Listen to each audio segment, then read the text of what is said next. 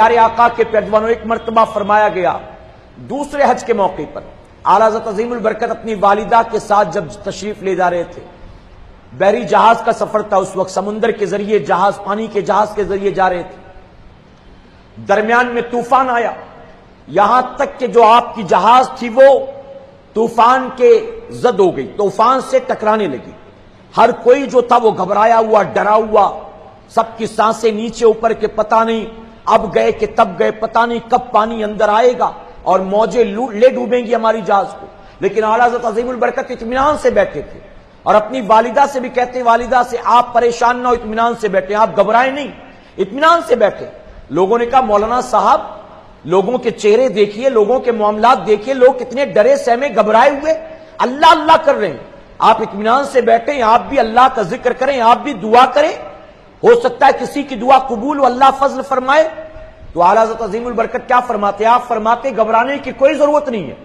کچھ بھی نہیں ہوگا، اطمینان سے کشتی ساحل پر لگے گی، ہم آرام سے حج بھی کریں گے انشاءاللہ۔ لوگوں نے کہا یہ یقین کہاں سے؟ تو جانتے ہو فرماتے ہیں کہ میں نے جہاز پر سوار ہوتے وقت وہ دعا پڑھ لی تھی جو دعا میرے آقا کی تعلیمات میں سے ہے۔ میرے آقا صلی اللہ علیہ وسلم نے فرمایا کہ جو اس دعا کو پڑھ لے گا کشتی پر سوار ہوتے وقت اللہ تعالیٰ اس کو اپنا حفظ و امان عطا فرمائے گا۔ تو فرماتے میں نے یہ دعا پڑھ لی تھی اور مجھے یقین ہے کہ یہ طوفان کتنا بھی تیز کیوں نہ ہو میری کشتی یقیناً ساحل پر بآسانی پہنچنے والی ہے۔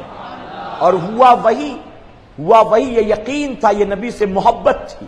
ایک مرتبہ ڈاکٹر نے، آپ کی طبیعت خراب ہوئی اور ڈاکٹر نے آپ کے سارے ٹیسٹ کیے، آج کے دور کے اعتبار سے نہیں اس اعتبار سے ٹیسٹ کیا، چیک اپ کیا، چیک کرنے کے بعد اس نے کوئی بیماری بتائی۔ اعلیٰ حضرت فرماتے ہیں کانفیڈنس کے ساتھ، یقین کے ساتھ، یہ بیماری مجھے ہو ہی نہیں سکتی۔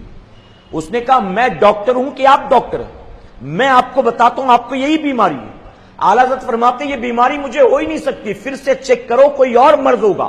یہ مرض ہو ہی نہیں سکتا۔ ڈاکٹر نے کہا اتنے یقین کے ساتھ کیسے کہتے ہو؟ تو آپ نے کہا حضور اکرم صلی اللہ علیہ وسلم نے فرمایا ہے کہ جو کسی مرض کے مریض کو دیکھ کر یہ دعا پڑھ لے، جو آقا نے یاد دلائی وہ دعا پڑھ لے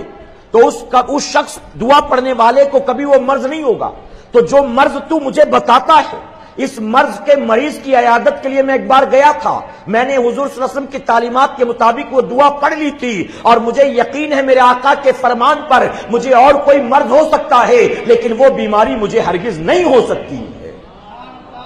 پھر ڈاکٹر نے بڑے ڈاکٹر کے پاس بھیجا یا خود ہی چیک کیا اور چیک کرنے کے بعد فائنلی اس نے تسلیم کیا کہ آپ جو کہہ رہے تھے بات صحیح ہے، میرا ٹیسٹ غلط ثابت ہو گیا ہے۔ میرا ٹیسٹ، میرے پیارے آقا کے پیروانوں، نبی سے محبت کے کون کون سے پہلو میں بیان کروں؟ کون سے جانتے ہیں؟ ہدایت بخشش شروع سے آخر تک آپ دیکھ لیں،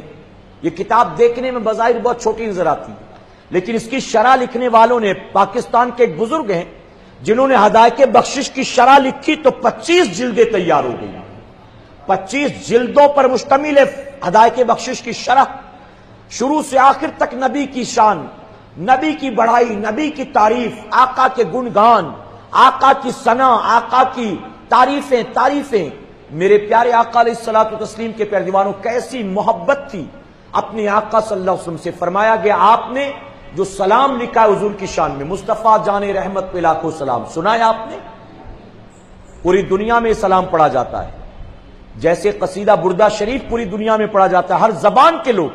ہر ملک کے لوگ جیسے پڑھتے ہیں ویسے ہی مصطفیٰ جان رحمت پہ لاکھوں سلام، یہ اعلیٰ حضرت عظیم البرکت کا لکھا وہ سلام ہے کہ جو پوری دنیا میں ہر ملک ہر زبان والے لوگ اس کو پڑھتے ہیں۔ اور میرے پیارے آقا کے پیروانوں تحقیق کرنے والوں نے یہ بات کہی ہے علل اعلان کہ پوری دنیا میں اذان کے بعد جو آواز سب سے زیادہ گونجتی ہے یا جو کلام سب سے زیادہ پڑھا جاتا ہے وہ میرے امام کا لکھا سلام مصطفیٰ جان رحمت پہ لاکھوں سلام پوری دنیا میں۔ اور اگر میں کہوں ایک قدم آگے بڑھ کر تو غلط نہیں ہوگا، جیسے پوری دنیا میں ہر وقت کہیں نہ کہیں اذان ہوتی رہتی ہے ویسے ہی پوری دنیا میں ہر وقت کہیں نہ کہیں مصطفیٰ جان رحمت پہ لاکھوں سلام پڑھا جاتا رہتا ہے۔ ہم ابھی پڑھ رہے ہیں، کوئی کہیں اسی دنیا میں کہیں کوئی فجر کے بعد پڑھ رہا ہوگا، بتائیے ہے کہ نہیں؟ اسی دنیا میں کہیں کوئی محفل کے اختتام میں پڑھ رہا ہوگا۔ تو ہر جگہ جیسے اذان ہر وقت ہوتی رہتی ہے، ہر وقت ہوتی رہتی ہے، ہمارا ابھی یہ وقت عشاء کا ہے، پوری دنیا میں کہیں نہ کہیں ظہر کا وقت ہوگا، کہیں مغرب کا وقت ہوگا، کہیں